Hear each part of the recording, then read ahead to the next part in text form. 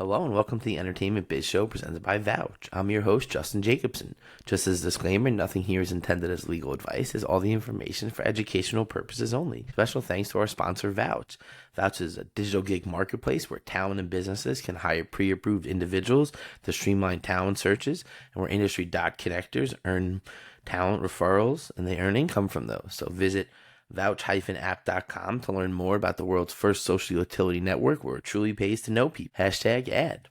So this week's guest is Meosha Davis. She is the senior strategist at the Affluent agency, a boutique PR firm where she works with professional athletes, musicians, and actors, as well as act as a producer and director for various entertainment projects, including music videos and television shows. In the past, she was a creative director for Dope Magazine, as well as worked at allhiphop.com. Thanks for joining us. Thanks for having me. So yeah, to start, what is PR and what kind of makes entertainment and sports PR different than, traditional in other areas? Well, I mean, the technical term for PR is pretty much elevating someone in the public eye, just, getting them on. It's not just red carpets like most people think, but it's pretty much just elevating a person or brand, to the next level, bringing awareness to them. But technically, we're so much more. We're reputation protectors. We are therapists. We are babysitters in a sense. It's so many things that go into that. And I just think with me personally, working with entertainers and athletes versus working PR on the corporate side, it's a little more stressful working with entertainers and athletes versus corporate. Corporate is straightforward. You have a formula, you have a guideline, but when it comes to like the one-on-one PR that I've done in the past, it definitely was stressful. So, yeah. Right, and I think it's kind of understanding that, you're, like you said, interacting with the public, so whether it's media, the press, whether it's any engagement between them and, the rest of the world. Right, exactly. So tell us about the Affluent agency. What is it and why'd you create it? So the Affluent agency was created in 2013, and it was actually birthed from me being fired from Dope Magazine, actually. So pretty much there, I was the creative director. And I did so much that everyone felt that I owned it. But that's just how I am. I go above and beyond, whether it's like with a client or a project. So with that being said, it was time for me to start my own agency, and I kind of used the connections I had from that and just other things in my background in journalism as well. The Affluent agency was birthed, and the reason I picked that name was just affluence. Like, I want to be the place you come where you want that next level. You want that red carpet rolled out. You want to feel like royalty. And that's pretty much what we do with our clients. We make them feel very special and go above and beyond no matter what the budget or the pay is. So pretty much we're based in LA and New York, but I also, travel different places. And yeah, we've been the home to couple of Super Bowl winners, some Emmy nominees, and I've had a pretty good run with the Affluent agency. So what kind of services do you provide for talent as well as brands? So I do like one-on-one strategic PR. So basically helping you elevate your brand. If you're an athlete, kind of helping you lock in those endorsements or interviews, or a lot of athletes, which is how I got my start, would come to LA in the off season to just, hang out and party. So I was kind of the go-to to get them into those like private parties or private events. And then outside of that, I do a lot with charity. So charity events, events from start, production, execution, everything, to ordering like everything needed for events. We do event execution, celebrity outreach. Pretty much we're a one-stop shop for whatever a brand, person, or product needs to elevate their brand to the next level. Right, and it's kind of like acting as that concierge service, right? That plug that can get you where you need to be with the right people. Pretty much. I'll get you in front of you. Tell me whatever your goals are, and I'll make sure I get you in the room with whoever you need to speak to or connect you to someone that can help facilitate that. Amazing. So what are some of the stuff that you've worked on in the past, and what are you kind of working on now? Ooh. I have to like roll out the, honest, I've done so much. I forgot a lot. That's why I love social media, because you can like go back and Right. look, because I literally forgotten a lot. But the main things that I remember, which I love working with athletes in the off season when they do like their football camps. So I would do that with a lot of my clients, and we would get like Gatorade, Nike, different brands to sponsor for the kids. So that was one thing that we did. We Hmm. facilitated with the youth camps. And then also, I did an event with the Lupus Foundation, which was actually aired on Basketball Wives. So I was on a couple of episodes on that with one of my old clients, and the Super Bowl event that I did in honor of Marshawn Lynch's foundation. That was like one of the highlights of my career. Doing that, pulling that off, like when in a crazy amount of time and just making it happen. So those are some of the things I've did, and just personal, like one-on-one working with I in the past I've worked with Deshaun Jackson, and he had a record label, Jackpot, at the time.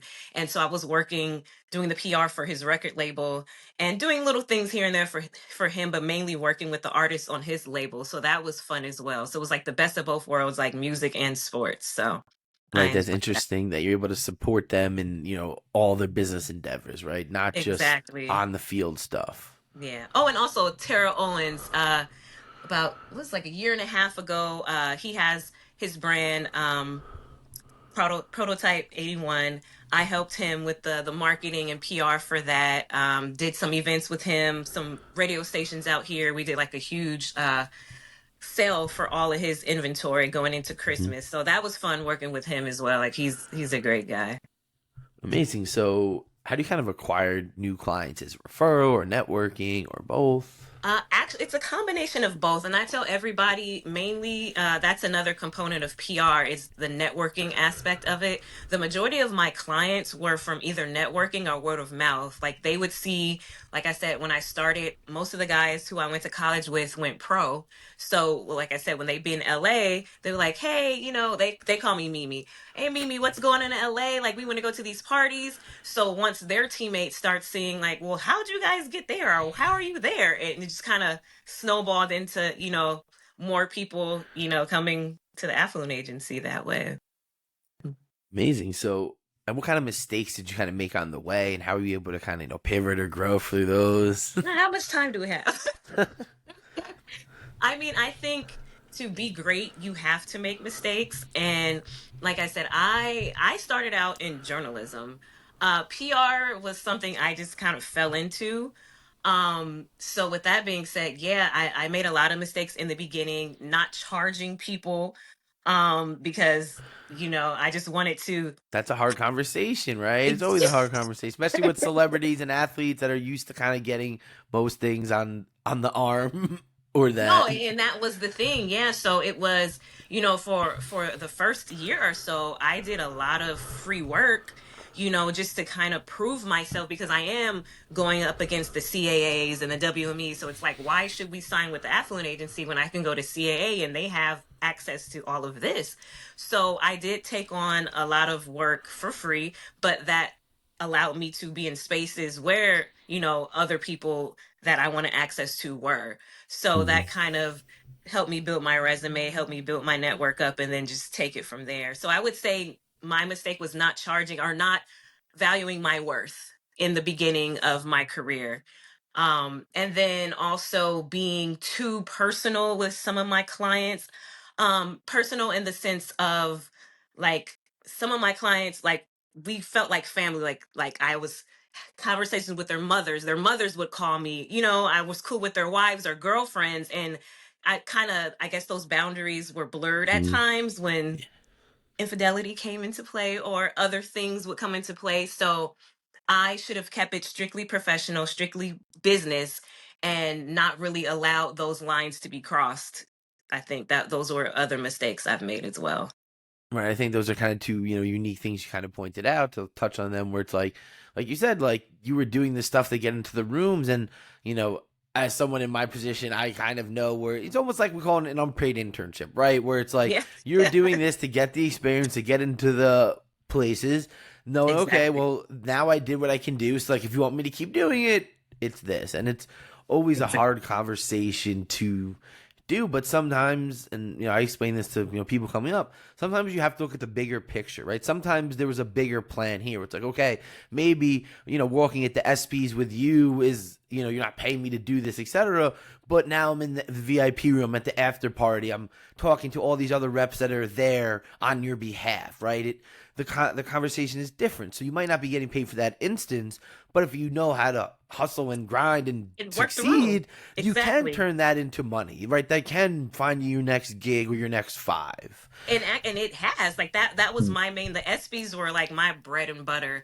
And my kind of niche was rookies. So I would, have players, take them to the ESPYs, and all, the new players would be coming in. I'm like, hey, do you have representation? A lot of them had no clue what PR was. So that was Mm-hmm. kind of how I got in that room and said, well, hey, what are you doing next week? You want to go to this party and or you want to do this? Let me You show want you to what wear I can this do. clothes? You want to sit at Exactly. Fashion Week? Exactly. And that's literally how I booked the majority of my clients, just being in the room and just saying, like, okay, so I know who this person is and that person is, and I know maybe this one likes fashion or this one likes music. So how can I, you know, attach myself to them and make myself valuable? So those were the plans for a Right, lot and of I think that's valuable lessons out there that sometimes you have to kind of play ball for these industries, and I think you people don't do. understand that.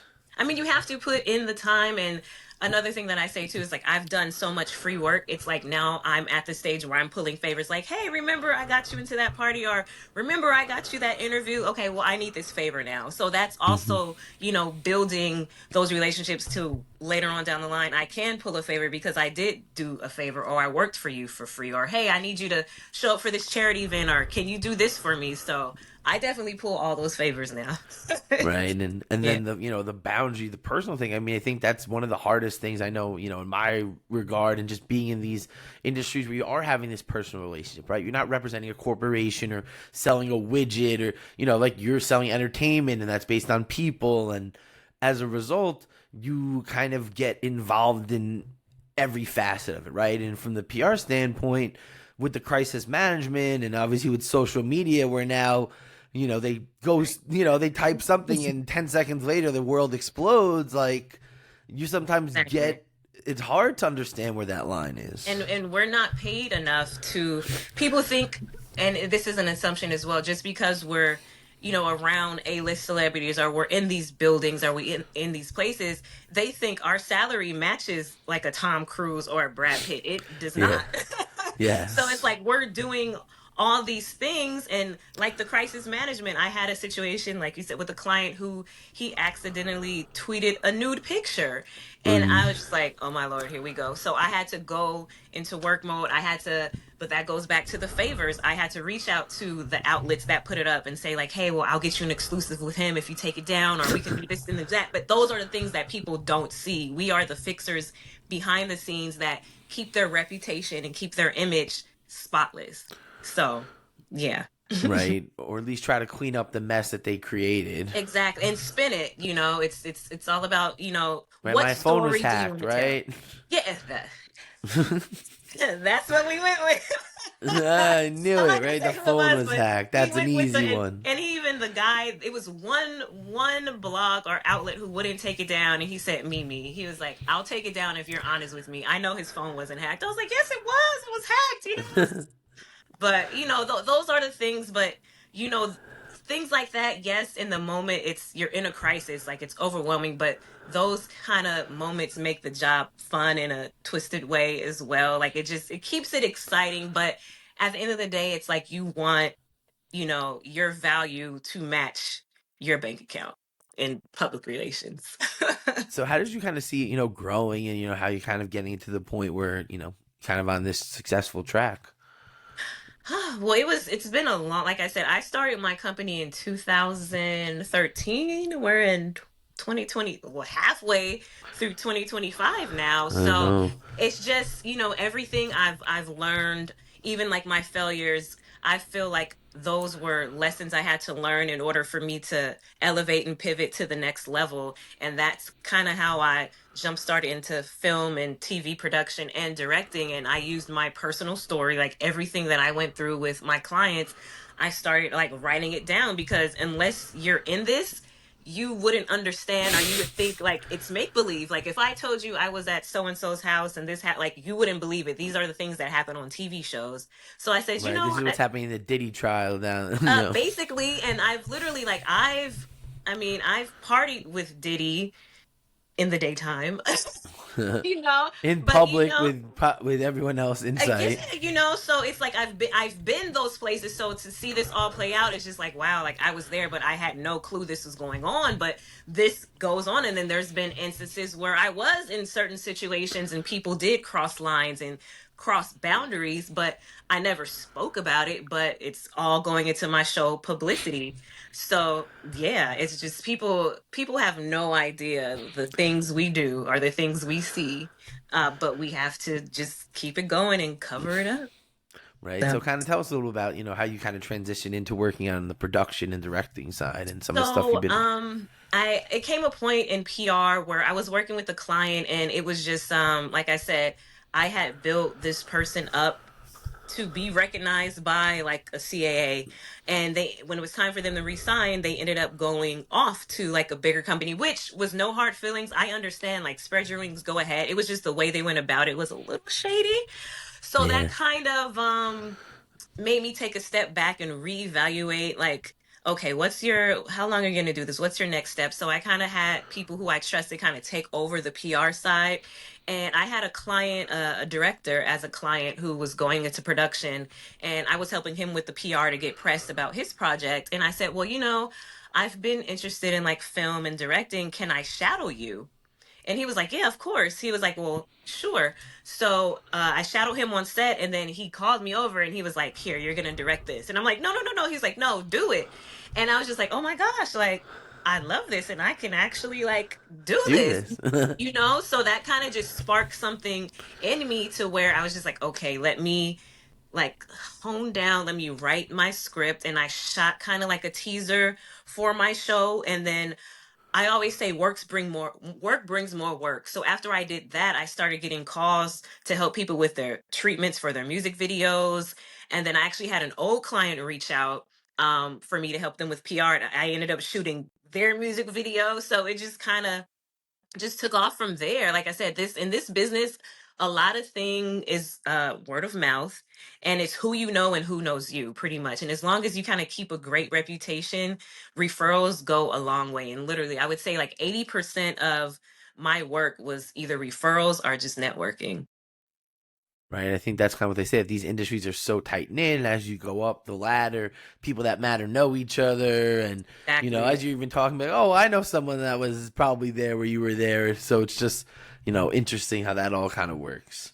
Yeah, it's just on that subject, it's just I think people are hush hush on certain things because they don't want it to affect, what they're doing, even though sometimes you should speak up on certain things, but that's another story for Yes, another right. We day. that's a very right Touchy, again it's as the touchy attorney, subject. attorney client privilege. So again, I've heard some things that I just wish Oh, I'm sure. I the mean, world. Oh yeah, man, is my daily basis dealing with other people's fun stuff. Uh, right. so kind of tell us a little about the series, The Miseducation of Success, starring Stephen A. Smith. Kind of what was that all about, and how you were involved in it. So that came about with my one of my film clients as well. He reached out to me and he was like, "Oh yeah," he was like, "I'm shooting something for this guy called Stephen A. Smith." And I'm just like, You "Do heard you of him? you don't know who Stephen A. Smith is?" He's like, he doesn't like know about sports. He's like, "No." And I'm just like, "Oh my gosh." I was like, "He's like a big deal." So I had this idea, like I said, everything I do kind of goes back to the youth. Like I love helping and working with the youth. So I had this idea of putting something together for the youth, like kind of not like a guide to success, but just these are the options that you can take, because I've also done a lot of work with the Boys and Girls Club on the PR side as well. And I would always ask like the kids, like, what do you want to be when you grow up? And like Ball 99% said player, famous. rapper. Yeah, they either said famous or Yeah. like an athlete. So with the miseducation of success, I wanted to show the youth that there are other paths outside of entertainment for you to be successful. So Steven's sister is actually a teacher. And so me and her became good friends from this. So he introduced me to his sister, and then the relationship just kind of sprouted from there. I told him the idea. They loved it. His sister's an educator. She loved it. So the idea was to shoot this and just to, go to different colleges, go to different schools with this. So literally, we set up the interview, and I pretty much interviewed Steven about his path because he told me, like, I guess he thought he was going to be in NBA or wanted to be in the NBA, and just journalism happened to be like his route for him to still be involved with it but not be able to play. So just all the gems he dropped, and even just speaking to him, and his sister told me, she was like, he's told you things he's never told anyone. So he was very comfortable with you. So that's still in progress. I have other like athletes, or just, people who I feel are successful that people may not think are like glamorous jobs. But the goal with that project is to really just show there are other paths to be successful than being famous or being an athlete or being on TV, because our youth thinks that's the only way. Right now it's YouTube and TikTok, right? Everyone wants to be a streamer, content creator. That's my whole world these days. Yeah, everybody wants a moment. Everybody wants to be viral. Everybody just wants to be seen. That's just the times we're in. So, yeah. So what are some common mistakes that talent make when they're kind of working with a publicist, kind of maybe misunderstandings? I think expectations, people think that they're going to be like a Beyonce in one day. Like it doesn't it doesn't With happen no like that. money, right? With no... Yeah, with like $1,000 budget. Like, do you really like, they want caviar dreams with like a hamburger helper budget. It's just not realistic. And it's just, really letting them know, like, okay, like I'll sit down with them, I'll get their goals, and I'll say, okay, realistically, these are the things we can do. We can start here and then we can grow. So I think that's a big common misconception. People think it's gonna happen overnight. Like a real strategic plan takes at least 60 days to really see, you know, to even something come. conceptualize and to make happen. Like people, it's like takes time to Exactly. even get the wheels moving. Like Exactly. Like I have like a friend in PR who they have like who I would consider like an A-list talent, and they had been pitching them to like a huge publication for like 2 years. They barely just landed that interview, and this is like a household name. So I'm like, if this person like took 2 years to get on here, like who do you think you are? But sometimes, like I said, I have those relationships where I can leverage it. Like, okay, well, I have a friend who works here, so I can do this. But you just have to be realistic with your expectations and really understand the process and the journey. And also, I can't go harder for you than you go for yourself. Like it's just not gonna work. You have to want this as bad as I do. I can't, I'm not a magician. Like you have to work as hard as me. So that's another thing as well. People think like the publicist is supposed to do everything. Like, no, you need to give us something to work with, and you need to be active as well. So that's like another thing that I think talent gets confused when it comes to PR. right, it's like you're setting up an interview, but if it's not a good interview because you're not engaging and you're not making it memorable, like what was the point of it? Like Exactly. so I think that that's a really good thing. And I think that's over a lot of entertainment world. We're like managing expectations, thinking that, you can get the sun and the moon and the stars instantly. And it's like, No, well, it took everyone how long to get to where they are and how much money and exactly. how much, this, that, and the third. Exactly. So I think that's like a major thing that people need to understand. Like you have to be along for the ride, and you have to truly trust the process. Trust the process, and I'll make sure you're where you need to be. Right. So what about, brands? Maybe not, when you're working with brands from the publicist side, what are some, issues you kind of encountered? Um, I would same thing, managing expectations or wanting XYZ and your budget is, I've worked with brands where they're like, okay, well, can you have so and so wear this? And then can they make like an Instagram post and a story post? And I'm just like, well, you're only paying them The dress. $2,000 and you want them to do all of this, or you're doing this. And it's just managing expectations. And I think brands get that wrong sometimes. And same thing, like they think like you're going to be like Pepsi tomorrow or Coca-Cola. Like be realistic. It takes time. let me put you in a gift bag for the ESPYs, or let me put you in a gift bag for the Grammys, and then we'll build from there. I'll get some, I'll send out some product to athletes. So it's just like I did with Terrell Owens. I told him, I was like, okay, now we're in the time of the NIL. So I knew like who were kind of like the up and coming players. I said, so let's shoot them out care packages, let them make their own organic, content, and let's use that.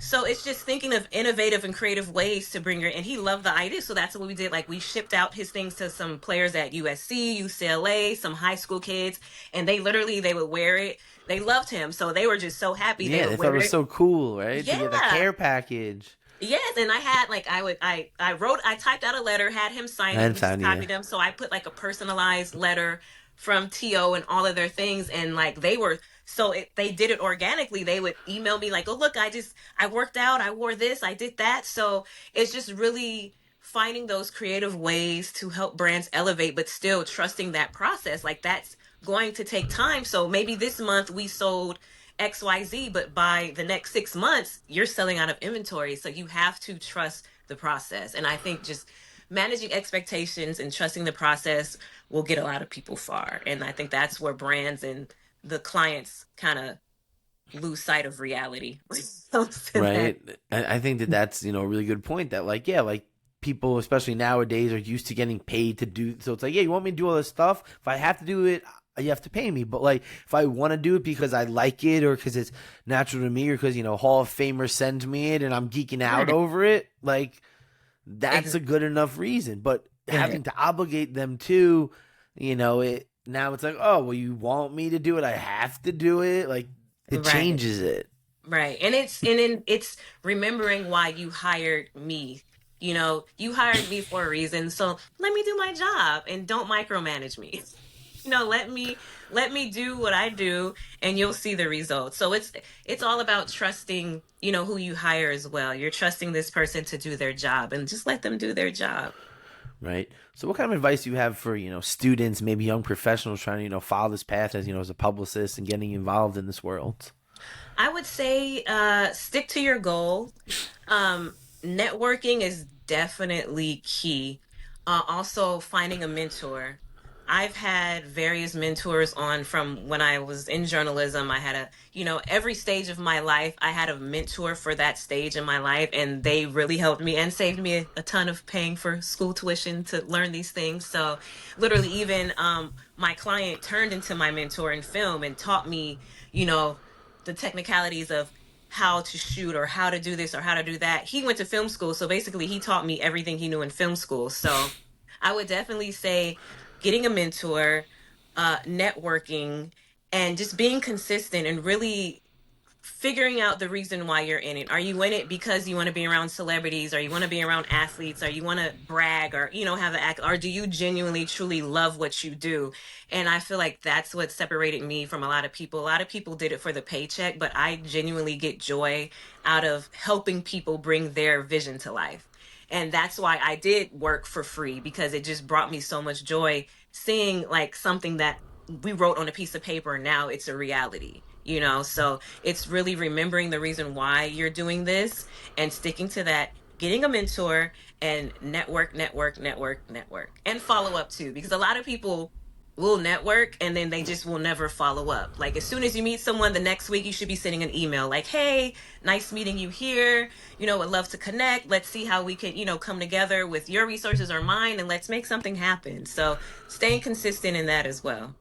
Right. I think that's kind of, a really good, point to where it's like, what does networking mean? Right. It's like, yeah, you can go to an event and be like, hey, I'm Justin, follow me on LinkedIn. But, this active networking where you're reaching out, you're sending the follow ups. Like, how many people say, oh, I'm going to call you, I'm going to get in touch with you. And, like, oh my, Yeah. You that's know how it. many It's, people we said we're gonna do lunch and it's been 5 years? Like yeah, we've right. never Yeah. done Like next lunch, time you're in New York, I'll see you. It's like, okay, well, Mhm. you were in New York how many times? And I've seen you. So it's, I think that's also part of it, right? Is that how you maintain the relationships by, you know, like I was just at a conference and it was just like I emailed everyone who I got with their card, like, hey, it was nice Yeah, meeting you. Love to connect, exactly. right? Like it was very easy. Sorry everyone, it's a really copy and paste email that the 10 people who cards I get are, but Hey, Right. I give out dozens upon dozens of Exactly. cards. I haven't And gotten even one email even with yet. with you and I, like we still, we'll check in from time to like, hey, I'm working on this for All Star Weekend, or you're like, hey, I'm working with this gamer. So we still keep in touch, and still keep that rapport with one another. And I think that's important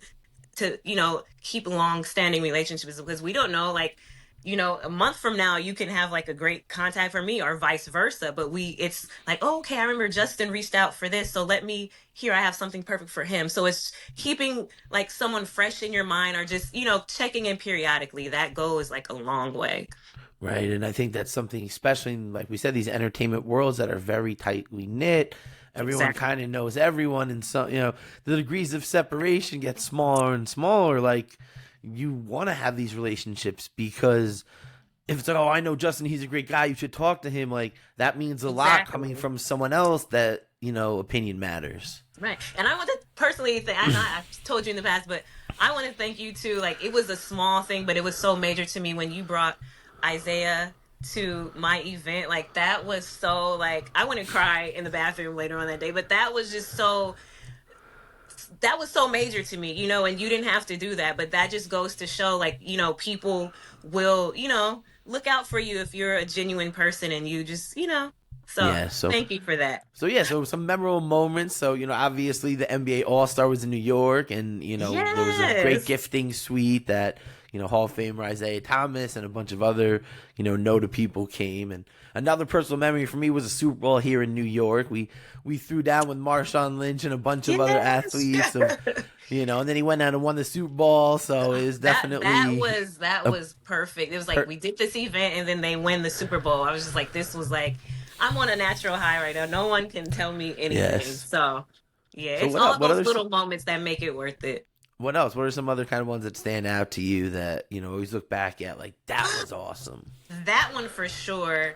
And then me being on television, I was working with one of the ladies on Basketball Wives, and then like the producers reached out to me and were like, "Hey, like, can we film you?" And I said, "Well, look, if I'm going to be on TV, I want it to be professional. I don't want to be like throwing drinks or just being catty."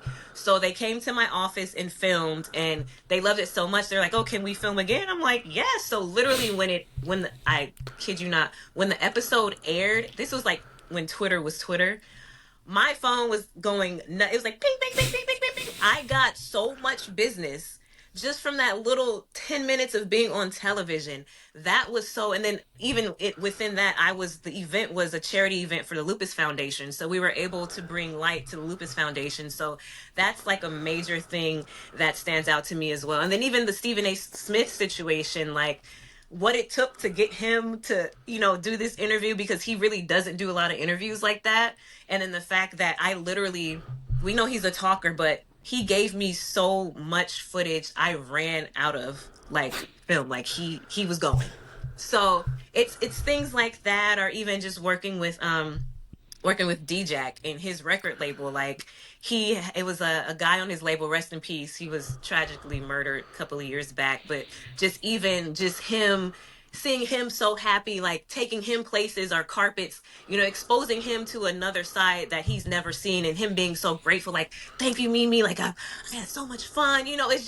It's the gratitude from clients that make it all worth it. And they don't even have to be like a big name. It's just whoever shows gratitude and recognizes my hard work and my effort. Like, those are the memories that stand out to me with what I do. Right. I think that's a really something, I guess. Right. It's like a thankless job doing the stuff that they Very. need, but they don't want to pay for really. But then those that really appreciate and really see the value, it makes you feel like, okay, well, I really want to hustle hard for them because they appreciate what I'm doing. Exactly. And people don't understand that if you make a person feels good, and a person will never forget how you made them feel. So if you make a person feel appreciated, they'll go above and beyond for you. It's that simple. That simple. So yeah. So, kind of bringing this towards the end. So, what's the future for you and the agency? What are you kind of working on? Well, I'm currently in pre-production for my directorial debut. It's a short film titled 5 a.m. So I'm literally in pre-production for that. I'm also in a pre-production for a feature film I'll be announcing soon, but we already have an article in the Hollywood Reporter about it. But I kind of didn't want to announce until, like, it's this one actor that we're waiting on to say yes. Once he says yes, then I'm flooding with all like the articles that we've gotten so far. So that project I'm very excited about. It's called Seasons, and it's like I'm claiming it. We're winning an Oscar for that film. Like it's like The Notebook, but in a different time period. So it's a love story, but it's basically about love transcending through different time periods, and it's amazing. So, but yes, we have an article right now in the Hollywood Reporter. We have it's we're shooting in Japan, New York, Canada, and I believe Louisiana. So we've already locked in the Japan cast. So the article was about the Japan cast. So I'm very excited about that. And as for the Affluent Agency, we still, still do one-on-one PR. We're still doing events. We have the BET Awards coming up next week. So now that I've been doing this for so long and I'm a little older, I don't get as excited as I used to about events. And I'm a mom now, so I like to be home. So I have like the younger girls and guys who I send out, to do the events and handle clients. So I if it's someone who I've worked with for a long time, I'll do it one on one. But if not, I send everybody else to do that because I'm just like I like my sleep now. So yeah. Amazing. Well, it all sounds exciting. We're all going to be excited to see all the new kind of announcements Yes, coming I'm up. So, excited. Yeah, so stay thanks. tuned. Yes, we Yes. we should be having an announcement very, very soon. But like I said, once everything is officially locked in, everyone will know. Amazing. Thanks you so much for joining us and Thank tell you me for where they having can, me. find you and learn more about stuff you're working on. So I'm pretty much on all platforms. On Instagram, it's Meosha Davis, all one word. I'm on TikTok and well, I still call it Twitter. I'm old school, but on X, I'm Twitter as well. it's M dot period. And yeah, and I'm the Affluent Agency. We are always taking clients. It's the Affluent Agency on Instagram as well, so you guys can check that out and see some of the events I've done or just people I've worked with in the past and currently. Well, this was amazing. Thanks everybody for tuning in and Thank to our you. sponsor Thank you for Vouch. having me. And make sure to, use my affiliate code in the video description and check Apple Podcasts and all of our other platforms for all our past episodes.